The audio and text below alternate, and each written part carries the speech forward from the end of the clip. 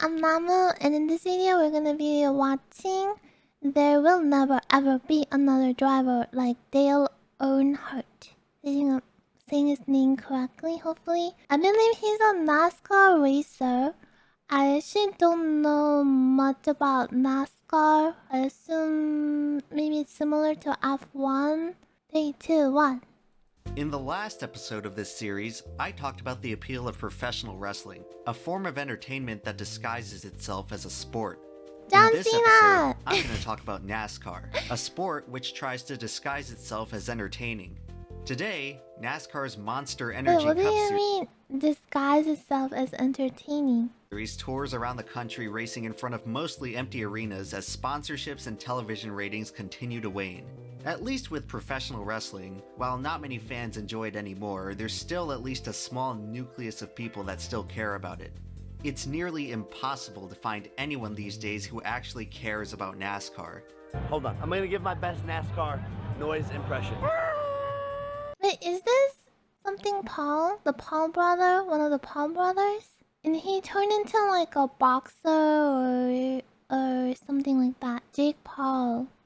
Most people, guess he upon was hearing into the name NASCAR NASCAR, before. immediately think of a dumb sport where dumb rednecks watch cars go around in circles. But I'm here to tell you that's wrong. The cars actually go around in ovals. In all seriousness though, it ain't easy being a NASCAR fan. It ain't easy having to constantly justify to people why you like something that's about as popular as licorice. There was once a time when many more people liked NASCAR, but that time has long since passed. The What vacuous boredom happened? often associated with the sport today has paradoxically created intrigue for reasons why anyone would even like it in the first I'm place. sitting there Trying to alone. convince What anybody if Dale Earnhardt revives it? to actually care about NASCAR is a pretty tall order, but that won't stop me from trying. Because Okay, there's one we driver in the believe in sport's you. turbulent history that truly embodies all of the reasons why NASCAR was, at one time, the Is he? second most popular sport in America.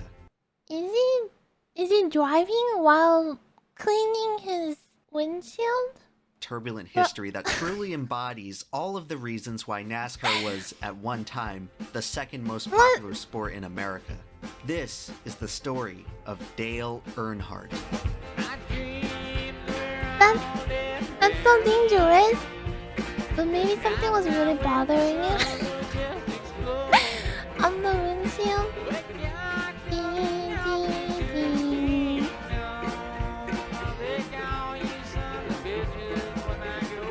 Oh, he even got a little like the stone thing. The intimidator. Our best friend. He made an impact. Big impact. Many of my viewers like to draw comparisons between me and a writer by the name of John Boyes, and it's a pretty fair comparison, considering John Boyes is one of my biggest inspirations as a creator today. Last Halloween, John wrote a short story about a pitcher who sells his soul to Satan and falls away from the earth in the middle of a baseball game. While this story is clearly a work of fiction, it is eerily comparable to the real life and death of Dale Earnhardt. What? Our story begins in the rural American town of Kannapolis, North Carolina. Sometime in the late 1960s, a young Dale Earnhardt drops out of high school and uses what little money he has to start competing at locally sanctioned dirt track races. Earnhardt most likely shares the same lofty, unobtainable pipe dream as all of his competitors, to work his way up the ranks and eventually race in the top series of Wait, sorry, I NASCAR. was listening to the music, I did not listen to the words. To work his way up the ranks and eventually race in the top series of NASCAR. NASCAR, like Dale Earnhardt, had its origins in the rural American South. The roots of the sport can be traced back to the Prohibition era, where moonshiners, attempting to smuggle barrelfuls of illegal whiskey, would tune up their cars to be able to outrun police. When Prohibition ended in the They built cars just to outrun the police? traced back to the Prohibition era, where moonshiners, attempting to smuggle barrelfuls of illegal whiskey, Moonshiners loading up their car with whiskey, but it was banned? That's crazy. would tune up their cars to be able to outrun police. When Prohibition ended in the The dedication to deliver the alcohol. 1930s, the smugglers were left with nothing to do but race each other. Small, unsanctioned races began to take place all across the South, but perhaps no other place became a more popular racing destination than Daytona It's such Beach, an Florida. interesting lore for how racing began. The beaches of Daytona feature finely grained sand that forms a hard, compact surface ideal for auto racing. In the early 20th century, automotive engineers would use the beaches of Daytona to try to break the land speed record. Sarah Malcolm Campbell sets the land speed record 276 miles per hour. That's insane. I cannot imagine. Automotive engineers would use the beaches of Daytona to try to break the land speed record. Eventually, record Maybe attempts it would is easier migrate to go faster if they're trying to break the record. I don't know. to the salt flats of Bonneville, Utah, leaving Daytona open for a new frontier of stock car racing.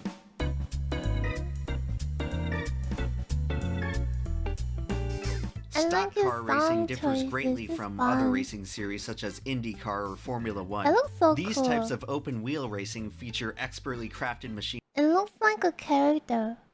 Those are the eyes and that's the mouth. Doesn't it look like a character? Specifically designed to maximize speed and handling. While open-wheel machines require an impressive degree of skill and finesse to operate, their design also leaves them very fragile, rendering them virtually unable to contact each other on the track, as even a slight tap can produce a scrapyard of wrecked race cars. Because of this, open-wheel racers rarely ever touch, resulting in very clean and fluid racing. Stock cars are pretty much the complete opposite. It essentially asks the question of, what would happen if you bought a car from the dealership and started racing it? Naturally, consumer-grade cars are much more bulky and less aerodynamically dependent than their open-wheel counterparts. This allows stock cars to take much more of a beating while still remaining competitive, leading to a style of racing that is slower but much more durable and contact-heavy. It's a style of racing that started to become wildly popular in the American South. And perhaps no other man was more responsible for the rise of American stock car racing than Bill France. Bill France was a fan of stock car racing since the days of his youth in the roaring 20s, where he would skip school to drive laps in his parents' Model T. When the Great Depression struck, Big Bill would flee to Daytona with less than $100 to his name, but he was able to stay afloat by racing cars on the beach. Eventually, Bill France would transition. It's so interesting how they all kept this racing on the beach, but I imagine it's just because you don't want to do on the public road, it'd be dangerous. From race driver to race promoter, and on February 21st, 1948, he revolutionized American motorsports by founding the National Association for Stock Car Auto Racing, NASCAR. Before NASCAR, stock car racing mostly featured scattered and disorganized events with inconsistent rules. With no major governing body to sanction races, there was nothing stopping some promoters from just not paying drivers the winnings they were owed. NASCAR changed all of this by organizing a unified schedule of racing events, complete with a singular rule set, championship point system, and guaranteed driver winnings. NASCAR truly became the first legitimate stock car racing league in America, and all of a sudden, the allure of earning fame and fortune through a life of racing began to attract drivers from far and wide. One of these drivers was a young Ralph Earnhardt, who in 1953 started racing full-time in NASCAR's Sportsman Series. Ralph Earnhardt's talent on quarter-mile dirt tracks made him a regional racing star in the Carolinas, and even won him the Sportsman Series championship in 1956. And even though he would use his racing talent to single-handedly lift himself out of poverty, he surprisingly didn't wish the same destiny upon his son, Dale Earnhardt. Both Ralph and Dale grew up in Kannapolis, North Carolina, a town so rural that it wasn't even incorporated until 1984. Before that, almost everyone born into this place had no way out. Only Ralph Earnhardt's racing talent could save him from a lifelong career at the local cotton mill. Dale Earnhardt saw his father as his greatest inspiration, and he saw racing as his only real ticket to success. Ralph Earnhardt didn't want his son to race, despite his own talent in the sport. Talent is a very rare thing. If everyone were talented, no one would be. Ralph Earnhardt probably knew this, and if he had his way, Dale Earnhardt would have quit racing to graduate high school and get a nice desk job in the big city. He probably never expected his son to become one of the greatest drivers ever. He never lived to see it either. Just 20 years after he began racing full-time, Ralph Earnhardt died of a heart attack. Dale Earnhardt could have followed his father's wishes, and if he did, he'd probably still be around today. But I instead, wonder how much racing could contribute to that, because it must be so scary too, while it's like exhilarating. he chose to follow in his father's footsteps. And in trying to prove to his late father that he belonged in a race car, Dale Earnhardt would accidentally become one of the best in the world. Just 6 years later, he found himself at the crossroads of history.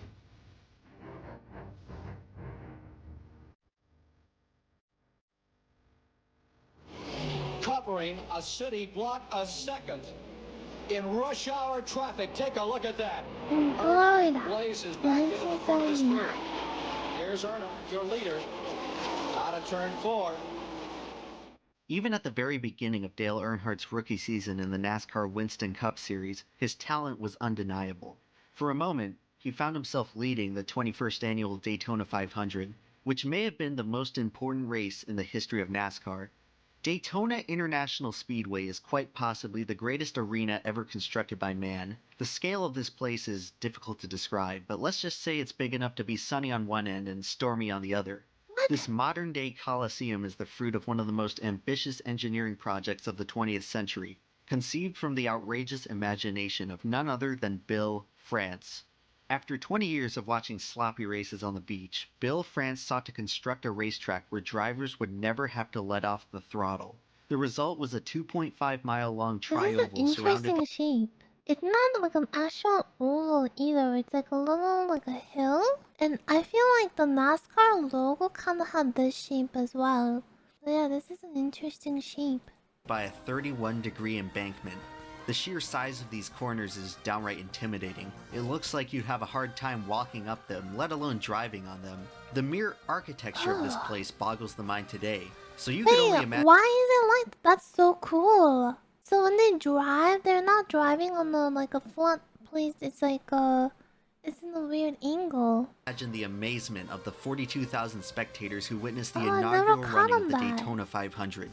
The pure spectacle of almost 60 stock cars barreling around an asphalt bowl at 135 miles per hour was something that Oh no my one had ever God. seen before. And after an unforgettable photo finish, the Daytona 500 immediately established itself as the most prestigious event on the NASCAR schedule. For every stock car driver in America, a win at Rainbow. Daytona is the pot of gold at the end of the rainbow. At the time of its opening in 1959, Daytona International Speedway was the largest track of its kind. 10 years later, To Bill resist France would build an even G-Force? bigger one in Talladega, Alabama.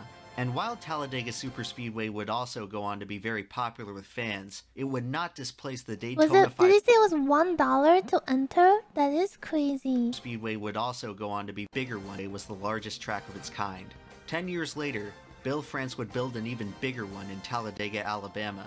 And while Talladega Superspeedway would also go on to be very popular with fans, it would not displace the Daytona 500 as NASCAR's Oh, here, $2. Man, take us back. crown jewel event.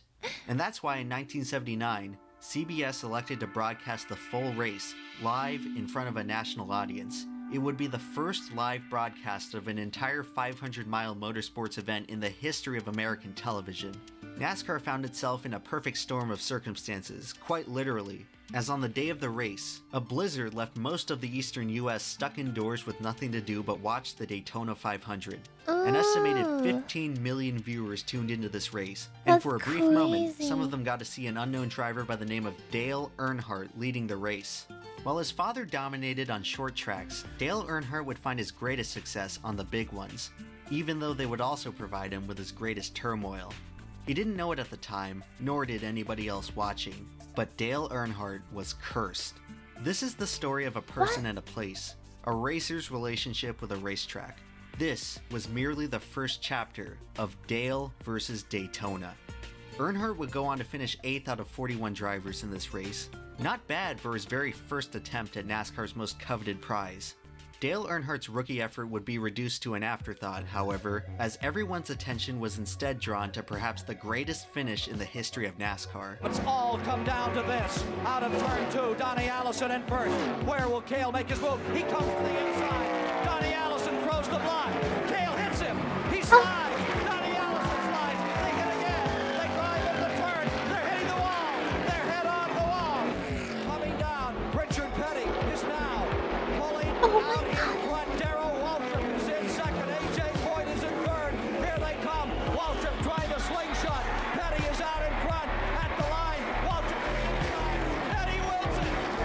comes a $60,000 car becoming a 22-passenger school bus to bring his crew to victory lane. And there's a fight between Cale Yarborough and Donnie Allison.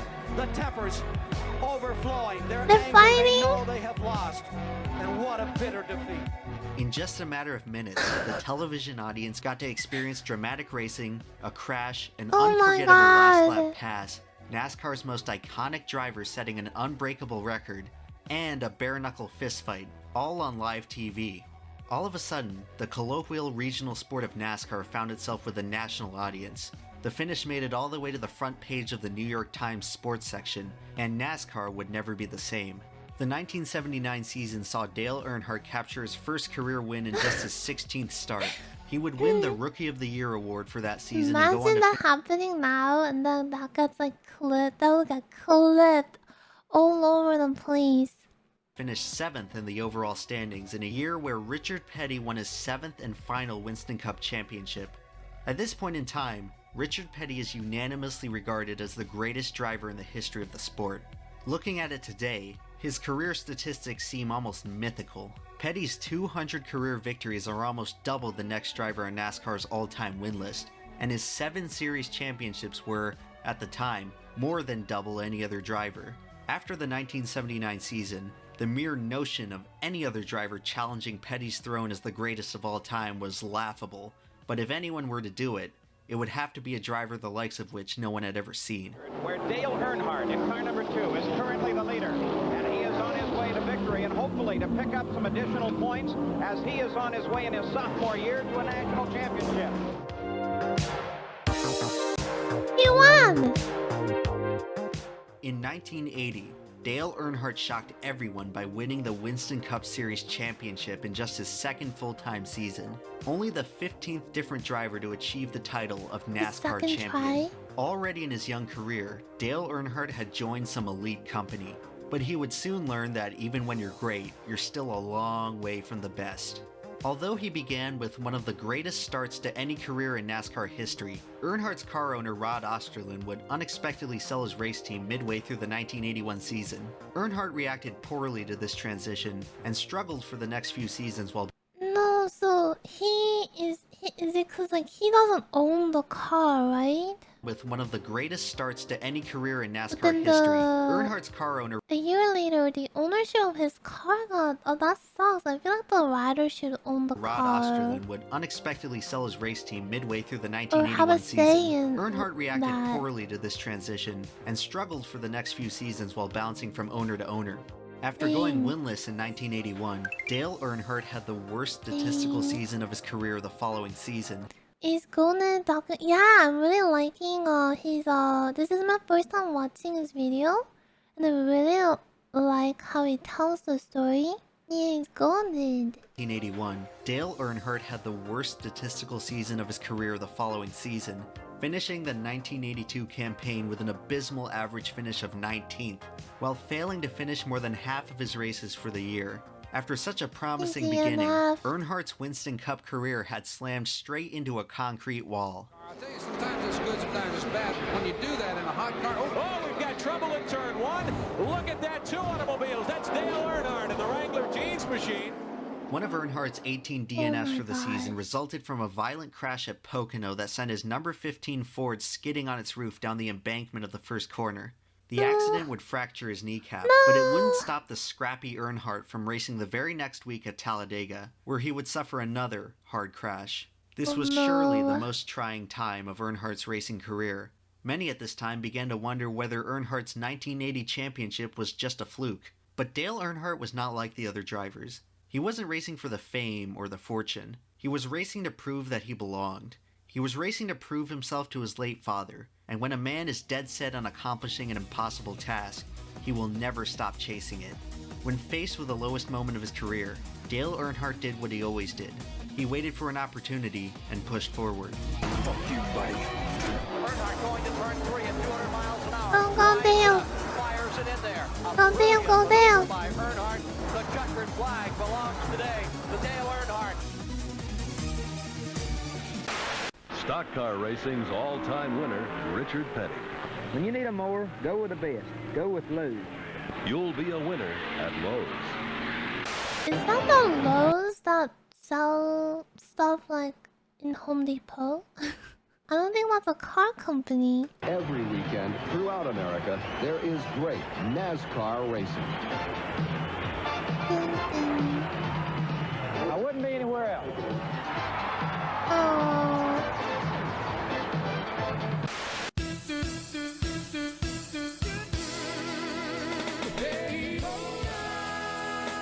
Dale Earnhardt had a nice mustache.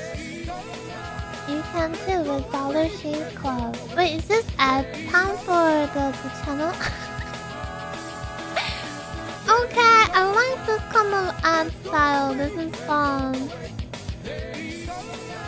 Na na na na. Check it out, everybody. That's his link. Is this the best a man can get? Is this the best a man can get? But something finally changed. Yes, you're an idiot. You're an idiot. Okay? I'm fucking better than you. Okay? Much better. You are garbage. I'm not tonight. Set them free! The majority of the country. With the razor. Hey, we were watching that! Join the club today and you'll see why 2019 won't be like 1984. So that's the story. That transition. Talladega 500. This man, Dale Earnhardt, is successful. In 1984, Dale Earnhardt found himself with a new owner, Richard Childress, and a new car number, 3. He would stick with both of them for the rest of his career. Under Childress, Earnhardt's career would immediately begin to rebound, 3 is a and it would good mark the number. beginning of his finest era. By 1986, Earnhardt would be champion once more, becoming just the 11th driver in history to win multiple NASCAR championships. In 1987, he had the best statistical season of his career, finishing the year with 11 wins and his 3rd Cup championship. And after this dominant season, Earnhardt would return in black, embracing his new role as the Intimidator. Okay. Now would probably be a good time to explain what exactly made Dale Earnhardt such a potent racer. Well, Dale Earnhardt first learned his racing style from watching his father slide around on dirt tracks, and he never really unlearned it. Remember earlier how I mentioned that the durability of stock cars allows them to more easily bump into each other? Well, Dale Earnhardt would take this idea and turn his vehicle into a weapon. Earnhardt would make frequent use of the bump and run, a racing tactic where a driver uses the inertia of their own car to move other drivers out of the way and advance their position. It's a maneuver That's why it's called Intimidator, because he turned his car into a bumper car. Instead of hit and run, he does bump and run. But it's not the same thing, but not in a racing situation. practically unheard of in open wheel racing because it's really only possible in a series like NASCAR. Even within NASCAR, the bump and run is still a highly controversial move. Racing purists consider it a dirty tactic, as it detracts from the skill of outlining your competitors. Other fans view it as a valid and necessary part of stock car racing, considering it's a viable strategy that's not against the rules. Your outlook of this issue most likely determined whether or not you were a fan of Dale Earnhardt, as his frequent use of the bump and run quickly made him one of the most polarizing drivers in NASCAR, and his notoriety would only grow as he became one of the most dominant drivers in the sport. For many drivers, nothing was scarier than seeing Dale Earnhardt in your rearview mirror. If you saw the number 3 Chevy behind you, you would either get out of his way, or he would make you get out of his way. For many years, Earnhardt was NASCAR's greatest heel. It's not fair. And he's a heel! Like in, I heard in wrestling, they need a as hard as you can heel. all day long, and then him trying to cut you out to outrun it. That ain't the way I was brought up racing. I guess what they were insinuating, don't go run into Dale Earnhardt. If you weren't an Earnhardt fan, it was probably very easy to hate him, because there was a good chance you could recall a time when he wrecked your favorite driver. Despite Earnhardt's tendency to enforce his will upon other drivers on the track, he certainly had it's a little kiss go, what? And then his fair share of says bye. supporters. Dale Earnhardt raced in real life how anybody races the first time they pick up a NASCAR video game. The other drivers were just obstacles separating him from first place. Many fans found Earnhardt's cavalier style endearing and relatable. He would struggle and claw for every single position, much like how many fans in the poor American South had to struggle for every paycheck. Who cares if he bangs up some other cars, he's just trying to win like the rest of them. An uneducated small-town hick with no other prospects trying to turn lemons into lemonade. For anyone stuck in rural America, Earnhardt represented the way out. Is that how he got his name, EmpLemon? Or EmpLemon, but it's spelled kind of looks like EmpLemon. He's also trying to make a lemon. Inside of his car, Earnhardt was just like them. But as soon as he stepped inside that black number 3, he transformed into a racing god. A lot of Earnhardt's detractors pointed to his racing style as an unfair crutch, but eventually, for anyone watching long enough, his talent was undisputable. And Earnhardt loses it, goes on the grass, comes back, and Earnhardt still got the lead. Incredible! Although Dale Earnhardt remains one of the most memorable NASCAR drivers to this day, he was never the most popular driver. That distinction belonged to Bill Elliott. You know, the thing of it is, I have been not the aggressive driver all my life. You know, I've tried to give and take with the best of the things. But when a guy cuts you off that bad and that obvious, it's time to take the other cheek. Awesome Bill from Dawsonville, Georgia, was in many ways a foil to Dale Earnhardt. He, too, came from a racing family and rose to prominence in the 80s as one of NASCAR's best. The soft-spoken and humble Elliott contrasted heavily with the outspoken and brash Earnhardt. Whereas Earnhardt would gain notoriety for his combative racing style, the name of Elliott's game was speed. Over the past decade in NASCAR, the overall speeds of the race cars had gradually risen, especially on the giant superspeedways of Daytona and Talladega. In 1984, Cale Yarborough became the first stock car driver in history to set a 200-mile-per-hour qualifying lap at Daytona. The very next lap, he would lose control and total his race car. No! As the speeds crept upwards, the drivers crept ever closer to the edge of control. Is he okay? Despite the newfound risk, NASCAR's top speeds continue to climb. With each new superspeedway event, engineers and crews would roll out ever so faster cars. And from 1985 to 1987, no car was faster than Bill Elliott's red and white Ford Thunderbird. Perhaps his most stunning achievement came in the 1985 Winston 500, when Elliott cut an oil line and fell 2 laps behind the leaders, only to make up the entire deficit under green and win the race. His car was simply that much faster than the others. In modern times, nobody has monopolized NASCAR racing like Bill Elliott. He has raced around this season faster than a person throwing double sixes. 2 years later at the same event, Bill Elliott would set NASCAR's all-time speed record, 212.8 miles per hour.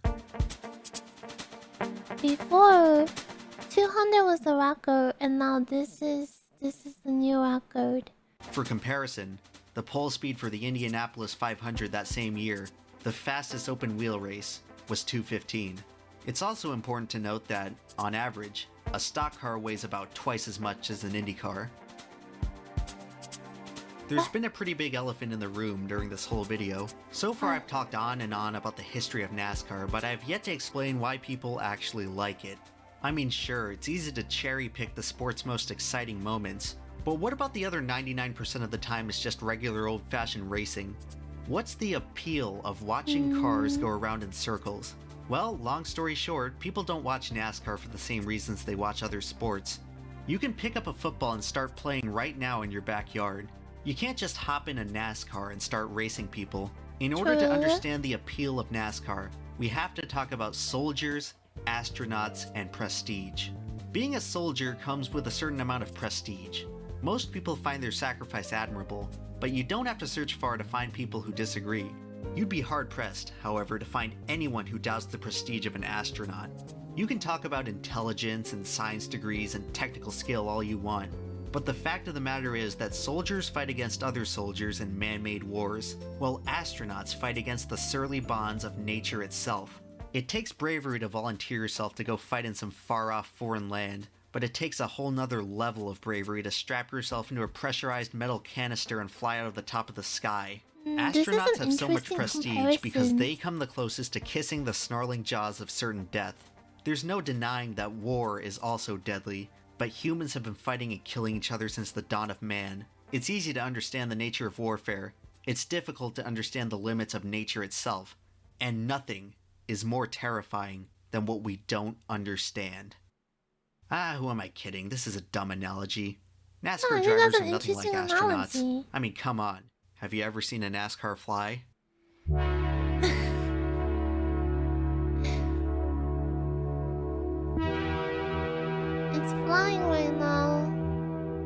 race immediately corresponding with Bill Elliott's record-breaking qualifying lap, Bobby Allison would blow a tire in the tri-oval.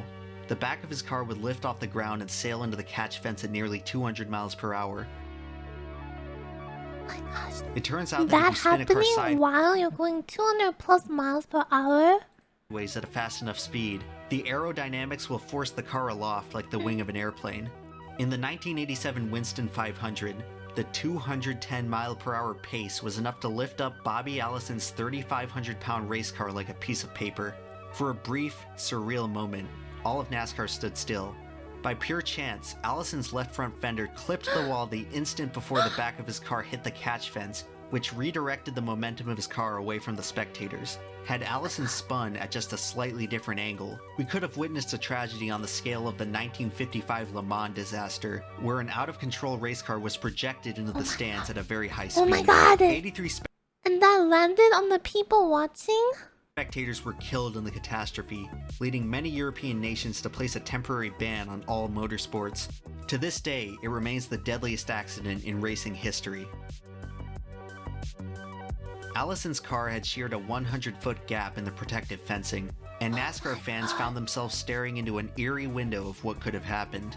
Miraculously, only 5 spectators were injured, and no one was killed. The line between driver and spectator had been severed, and it could have ended NASCAR entirely. Fortunately, NASCAR would make good use of their second chance, as the era of speed came to a permanent end. Era of speed came to a permanent end. What does that mean? That they put a speed limit? This accident would force NASCAR to implement restrictor plates at all future superspeedway races, which would limit the horsepower of all cars to keep them below dangerous speeds. This would profoundly change the way drivers raced at Daytona and Talladega. Gone were the days of Bill Elliott making up 5 miles under green. Restrictor plates made it so that cars could no longer pull away from each other, instead emphasizing the attractive effects of slipstream. Simple racing moves such as passing were now drastically altered, as timing and aerodynamics were now much more important than speed and handling. Restrictor ate it all up. It made everybody the same speed, and that made it probably more dangerous than when we were running 210. Naturally, many drivers were unhappy with this new change, and no driver hated restrictor plate racing more than Dale Earnhardt. As slow as all of us is running, there'd probably be trouble everywhere. Which was a little odd, considering he was the best restrictor plate racer on the planet.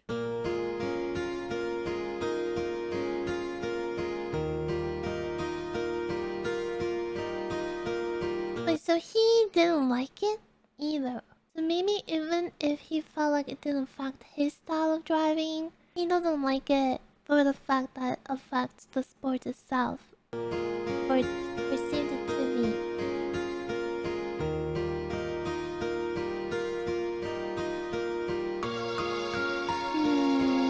I get that that changes the vibe a lot. It stinks. Sounds like pansies. What's pansies? Like flower? Old expression. I hate 'em.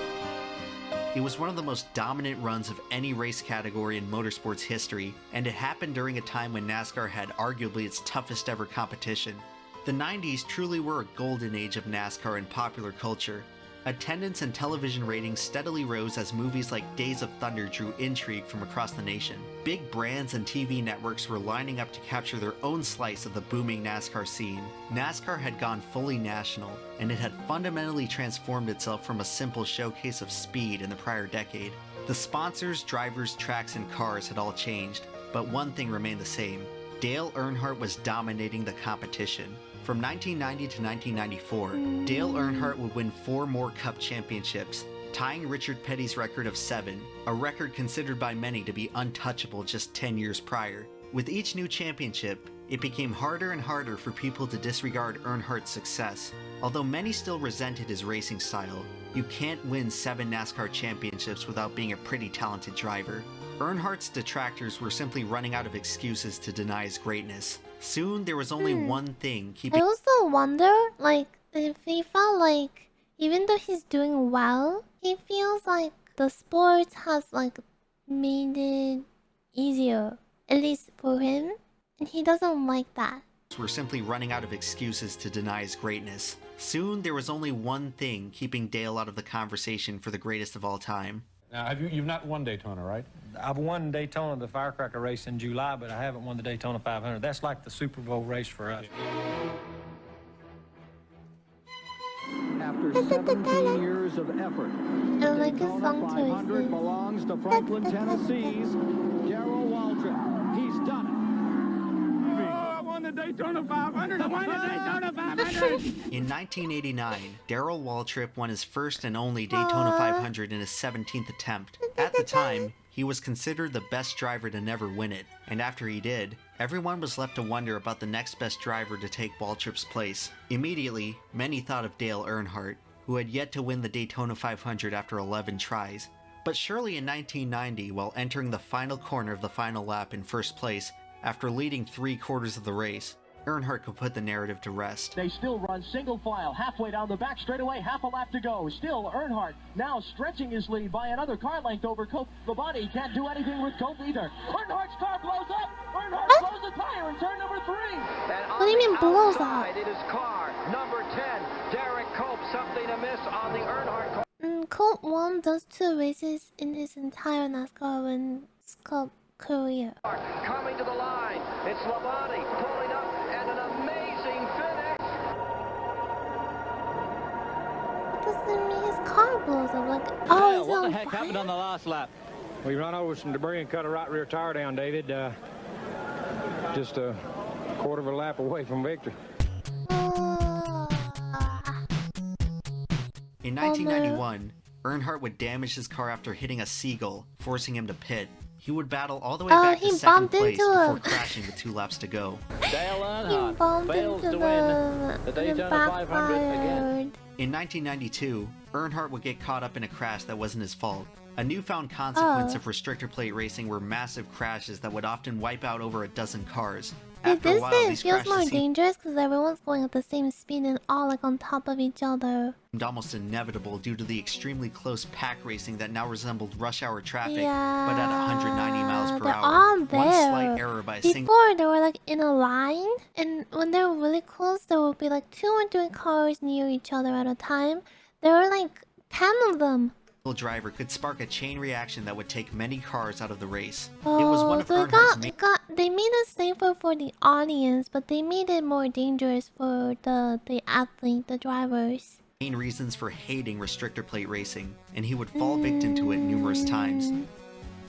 In 1993, Earnhardt would once again lead most of the race, only to finish second after Dale Jarrett passed him on the final lap. After a 7th place finish in 94, Earnhardt would finish second again in 1995, and again in 1996. Later in the 96 season, Earnhardt would suffer a horrific-looking crash that sent his number 3 Chevy tumbling down the Talladega front stretch. So also it's so dangerous because when one car crashes like that, there are like 7 other cars right around there, instead of just like 1 or 2. Dale Earnhardt attempting to walk to the ambulance. Oh my god. As he walks away from one of the worst incidents in his racing career. While it was known that Dale Earnhardt hated restrictor plate racing, it was starting to look like restrictor plate racing hated him. All those frustrations for Earnhardt. So close, so many times when it should have been his, and it wasn't. If we get the right help, we're at the right place at the right times. Like I just told Richard, I said, what do you think? You know him better than I do. He said, I've been here a lot of times before, and you can bet he's been in the floor pan right now with that throttle pedal, but if it's racing God's time to shine on that 3, we'll just have to see. As was the formula at this point, Earnhardt ran up front all day and found himself in a battle for the lead with just a few laps to go. And all of a sudden, he found himself on his roof once again. Down the back straightaway. Man, the narrator was not kidding in the beginning when he was like, he was cursed. Trouble, Earnhardt. So many crashes right around. Up and over, number 3. And for the 19th time, Lady Luck deals a bad hand. I'm not sure I actually believe in curses, but Dale Earnhardt's misfortune in the Daytona 500 really made me consider it. For some wicked reason, the 7-time NASCAR champion and best superspeedway racer in the world could not, for the life of him, win this one superspeedway race. Earnhardt's gut-wrenching futility at this one event is made even more insane when you consider that he's the winningest driver in the history of the track. No, seriously. By 1997, Earnhardt had won pretty much every stock car event at Daytona multiple times over, all except the one that mattered most. After 19 tries and 19 failures, he should have been completely discouraged. But Dale Earnhardt was not a quitting man. He wasn't even willing to quit this race. He's an Earnhardt. He won't give up, I believe. What a pile of grit. Earnhardt is in the car. He's barking instructions to the crew. This thing is so beat up. If Earnhardt can make one lap or two, Well, they're trying to patch it up? Even though he no longer had any chance of winning, Dale Earnhardt would hop out of the ambulance and back into his mangled car to finish the race. Okay, this is another level of determination I did not expect. He's asking them to duct tape the car? When faced with the lowest moment of his career, Dale Earnhardt did what he always did. He waited for an opportunity and pushed forward. He duct taped the car and got back in from the ambulance? But Earnhardt has a benefit. There's a slow car up ahead. And there's trouble coming off of turn 2. Some cars get tangled. It might be this. Whoever gets back to the start-finish line, they'll get the white and the yellow together. 20 years of trying, 20 years of frustration. Dale Earnhardt will Please. throw a caution flag to win the Daytona 500. Finally, Please. every man on every crew has come out to the edge of pit lane to congratulate the man who has dominated everything there is to win in this sport, except this race, until today. They used to boo Dale Earnhardt when he was winning too much. Dude, I got That'll happen if you goosebumps in my dominate any arms. sport. But today, when they introduced the Intimidator, the crowd was full of cheers. For all them race fans and all them people Oh, have this been is saying, so Dale, this is your year. awesome. Dale, this They all came out to like pat. Basically, it's like their version of like high five, I imagine. is your year. And boy, a lot Oh, of them that's said so it this year. awesome. The Daytona 500 is ours. We've won it. We've won it. We've won it.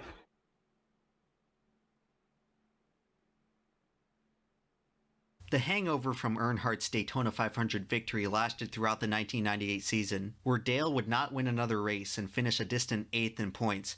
Perhaps overcoming the single greatest foe in his racing career was a little demotivating. After winning the 500, Earnhardt had almost nothing left to accomplish. He could have tried for another championship, breaking the tie with Richard Petty, but both he and a lot of others began to tell that his age was starting to get the best of him. Later in the 98 season, Earnhardt suffered his second hard crash at Talladega in 2 years. In the post-race interview, Earnhardt for the first time ever sounded fed up, exhausted, and demoralized. What was the day like up to that point? Good. It's not good racing, though. Y'all can talk about all you want. It ain't good racing. In 1999, Earnhardt would infamously dump Terry Labonte to win at Bristol. Leader change and Labonte takes the lead. And meanwhile, Ricky Rudd trying to... Oh, and Earnhardt spins him out. Dale Earnhardt takes the checkered flag. Any goodwill he had from his crowning achievement just a year prior had worn out its welcome, as Earnhardt was showered in a chorus of boos from the 140,000 in attendance. At this point, Earnhardt and the fans had a mutual yearning for something new. I'm here with Dale Earnhardt after he just won the Die Hard 500. What's the question, dude? How was the race? That's like the long time ago version of like a little YouTuber guy. Second, first time Winston Cup winner. While Dale Earnhardt never achieved his dream of racing alongside his father, he was able to race alongside his son. Dale Earnhardt Jr. made his full-time Winston Cup debut in 2000 under his father's own race team. Dale Jr. captured his first career win in just his 12th overall start, almost 21 years to the day of his father's first win. In Victory Lane that day, Dale Sr. appeared to take more pride in his son's accomplishment than any of his own. Racing with his son seemed to renew Dale Earnhardt's sense of purpose. Some would say that's all he ever really wanted, to race side by side with his own flesh and blood. And although the aging Oh Earnhardt my was god, this nearing is cinema! His son has the number that his father had. And it's like basically so close to each other, the 3 and 8.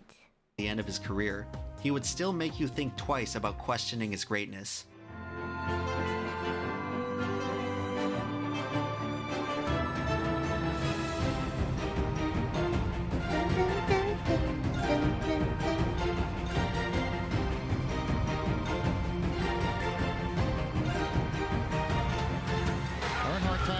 through the middle. Through a minefield of race cars at 190 miles an hour. And here That's his son, number 8. In the second spot.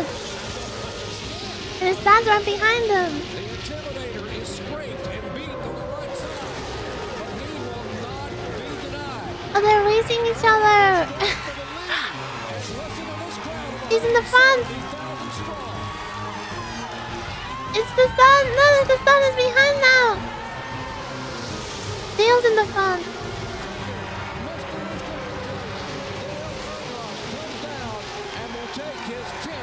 He got it. Legend Oh, has that it was a that Dale good- Earnhardt was so good at restrictor plate racing The one because he at could the see end. the air coming off of the other cars and used this ability to perfectly time his passes. Dale Earnhardt's 76th and final career win came, fittingly, in a restrictor plate race at Talladega. But take a look at this moment. That is Michael Waltrip, out of control, tri-oval, into a series of sidewinders. 9 shattering snap rolls. Prior to the start of the 2001 season, DEI signed Michael Waltrip to drive the number 15 Chevy. Michael Waltrip had spent his entire career racing in the shadow of his older brother Darrell, and after 15 lackluster seasons, Michael Waltrip was still seeking his first career win. Dale Earnhardt believed in Michael, however, and he would open 2001 racing not just with his son, but with his team. I think all of you know what happens next. It was probably the only thing you knew about Dale Earnhardt. On what? one February afternoon, Dale Earnhardt would enter his black number 3 for the final time. What happened?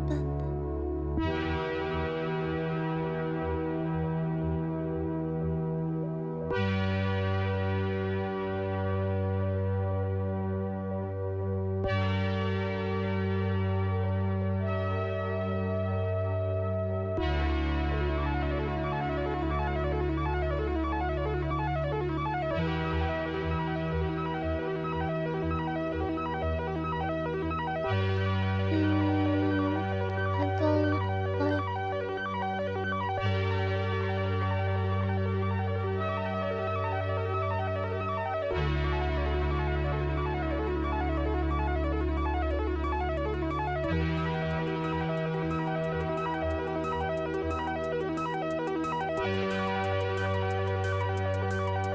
It's gonna be a good ending, right?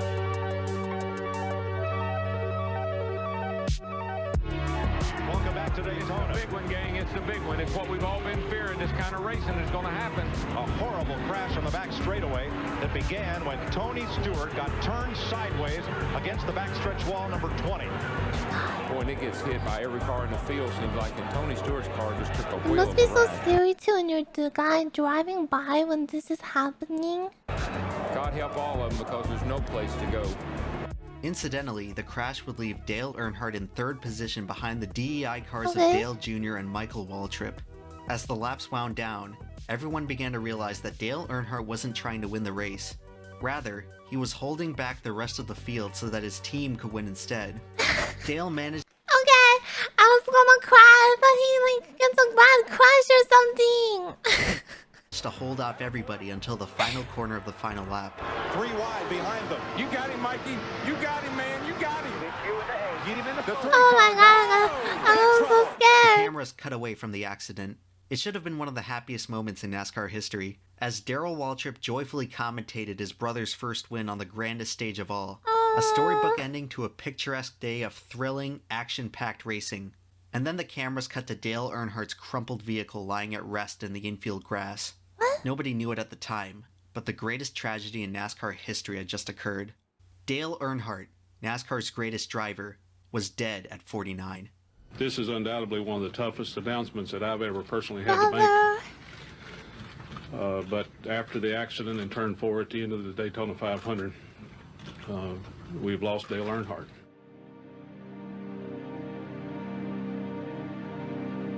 The official cause of death is listed as a basilar skull fracture sustained as a result of blunt force trauma.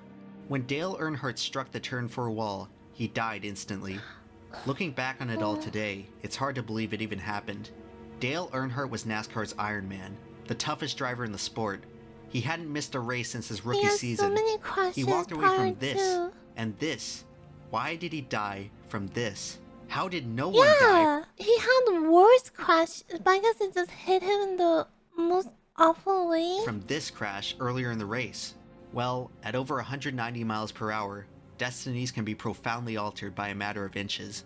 NASCAR's greatest tragedy was avoided by inches, and NASCAR's greatest tragedy was caused by inches. In the lap 173 crash, Dale Earnhardt was just inches away from getting collected. Ironically, if Earnhardt had just been a little less fortunate here, it's likely that he would still be alive today. I remember him coming on there, and I can't remember if it's before or as soon as the wreck happened or during the red flag, but he said, "Richard, if they don't do something to these cars, it's going to end up killing somebody." Dale Earnhardt was always aware of NASCAR's darkest secret. He just never imagined that he'd be the one reminding everyone of the truth. NASCAR is caked with the blood of dead drivers. The reason NASCAR was so compelling was because it was deadly. Obviously, no one actively wished death upon drivers, but it was mutually understood as an inherent risk of gliding around in a 3,500-pound hunk of metal at 190 miles per hour. Every few years or so, a driver would unexpectedly die in a race. Since the very beginning of the sport, this was the dark reality in the back of everyone's mind. You never wanted to see it happen, but when it did, you accepted it as inevitable and moved on. Dale's death was very different, though. Many racing fans still haven't moved on. It was just too painful. The biggest icon in racing dying in the middle of the biggest event. Imagine if Michael Jordan died during the NBA Finals, or if Tom Brady died during the Super Bowl. This is what it felt like watching Dale Earnhardt die in the Daytona 500, and in my humble opinion, it's the single worst tragedy in the history of American sports. Even though Dale Earnhardt's death was a devastating shock for the millions of fans watching, you could at least take solace in knowing that he probably wouldn't have wanted to go out any other way. Dale Earnhardt died doing what he loved, and his final memory was watching his own drivers speeding towards the finish line with nothing but open racetrack in front of them. I think Dale Earnhardt is the best race driver that's ever been in a stock car. How do you feel about that? Well, yeah, that's a big statement. I think my dad was the greatest when it comes to racers. For as much as he accomplished, no one knew for sure if Dale ever felt he proved himself to his father. It's a burden he took to his grave, leaving us to wonder about Dale much in the same way Dale had to wonder about Ralph. The only thing we know for sure is that Dale finally caught up with his father's ghost. The story doesn't end here. Although NASCAR suffered perhaps its greatest ever loss, they still had 35 more races to run that season. When faced with their lowest moment, NASCAR had no other option but to push forward. Park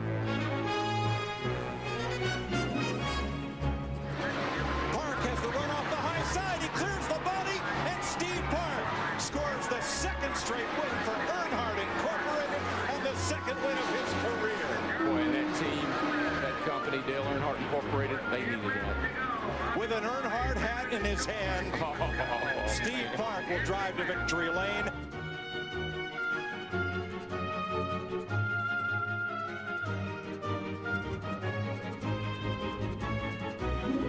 Just like a year ago, he's going to get him, though. He's going to get him. Gordon got loose. It's Harvick. Harvick by inches. Harvick by inches. A replay of a year ago with Dale Earnhardt and Bobby Labonte. Look at Kevin Harvick as the fans saluted Dale with the number 3 on the third lap. Kevin Harvick salutes him on the way to victory lane. If I was him, I'd run that thing out of gas riding around here. What could be more fitting? What could be more special?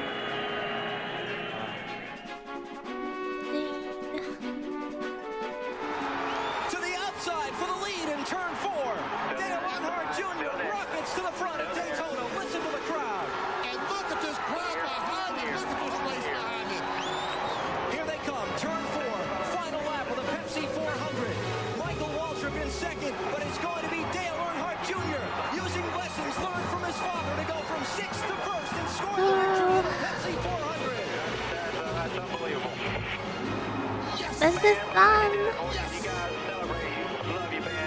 That was beautiful. Very, very nice. Junior, you're happy. Look at that smile. This is fun. And with the most cathartic moment in NASCAR history, Dale Earnhardt Jr. would win at the track that took his father's life just 5 months earlier. For many fans, this win was enough to heal the Man, wounds from the I wonder tragedy how of that that would year's feel. Daytona 500. Some fans thought this finish was literally too good to be true, and that NASCAR rigged it. A compelling theory until you consider the years of DEI restrictor plate dominance that followed. From 2001 through 2003, DEI carried the torch of Dale Earnhardt's restrictor plate prowess by winning 9 of the 12 superspeedway events. In 2004, Dale Jr. would achieve what took his father 20 years, by winning the Daytona 500 in just his 5th attempt. The legacy continues. Dale Earnhardt Jr. wins the 46th Daytona 500. Following the death of Dale Earnhardt, NASCAR would work to implement an unprecedented amount of driver safety improvements, most notably the Hans device, Safer Barrier, and Car of Tomorrow, to make sure that an accident like Dale Earnhardt's could never happen again.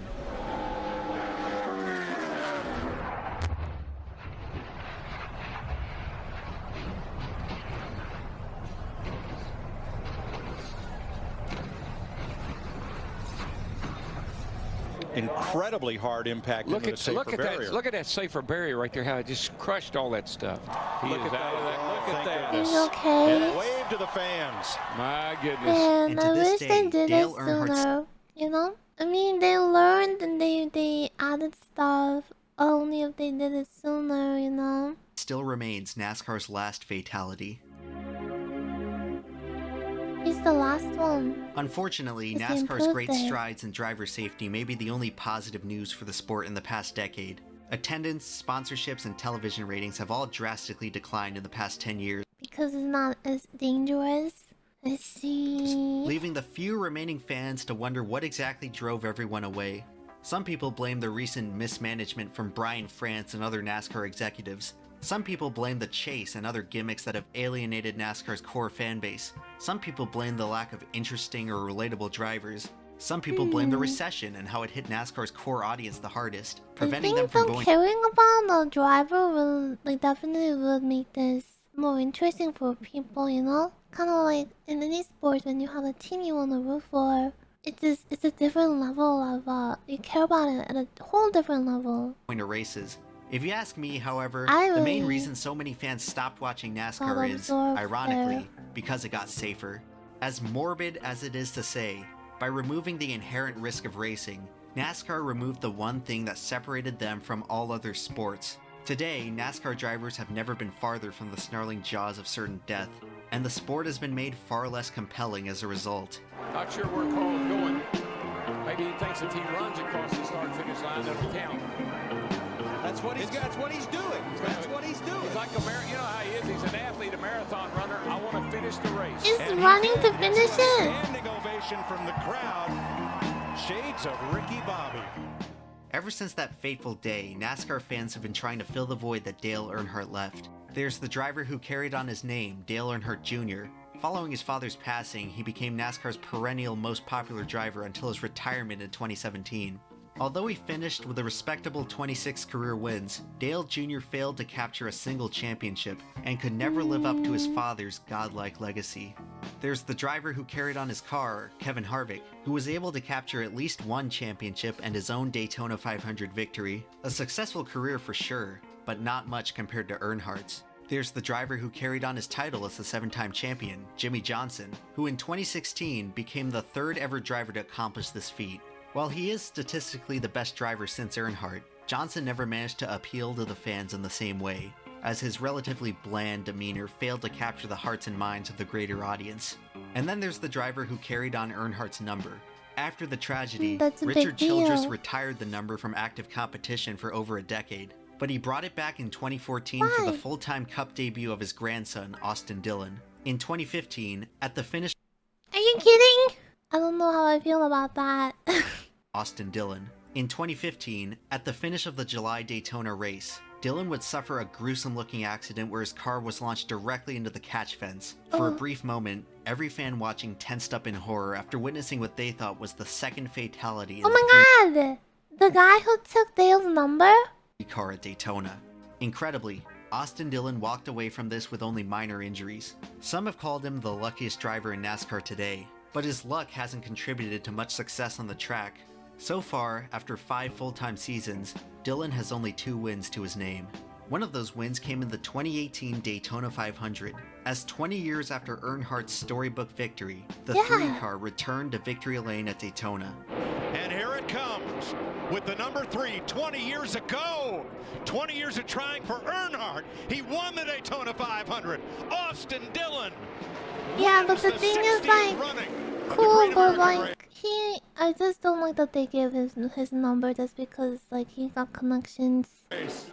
We're all searching for the next Dale Earnhardt, but we know deep down that he's irreplaceable. Many fans consider Earnhardt the greatest NASCAR driver of all time, possibly because we never got to see him decline. Dale Earnhardt remained one of the best drivers in the sport till the day he died, and even then, he still finished ahead of 30 other drivers. Everyone knows what it's like to be stuck in bumper-to-bumper traffic, and all of us experience the same desire to break free from all the gridlock. Not just from the traffic, but from everything. Responsibilities, labor, authority. Sometimes there's no better feeling than seeing miles of open road in front of you. Dale Earnhardt gave this feeling to millions watching at home, and seeing Dale succeed made them believe they could too. For many, Dale Earnhardt was a real-life hero. But most people will never know his story. Most people only know him as some guy who died. They'll never know about the turmoil, the struggle, the determination, the notoriety, the heartbreak, or the triumph. They'll never care about any of it, because who could care about a bunch of cars going around in circles? NASCAR may never be popular again. Realistically, it probably should have never become popular in the first place. It's just a simple sport where no-name hillbillies gather to watch a bunch of fast cars race each other. But Dale Earnhardt made it mean more than that. And for as long as NASCAR sticks around, stock car racing fans will always remember the man in the black number 3, because there will never ever be another driver like him. You got plenty of money. Don't need that to keep racing. Is it worth the risk to keep on going? Sure, to win.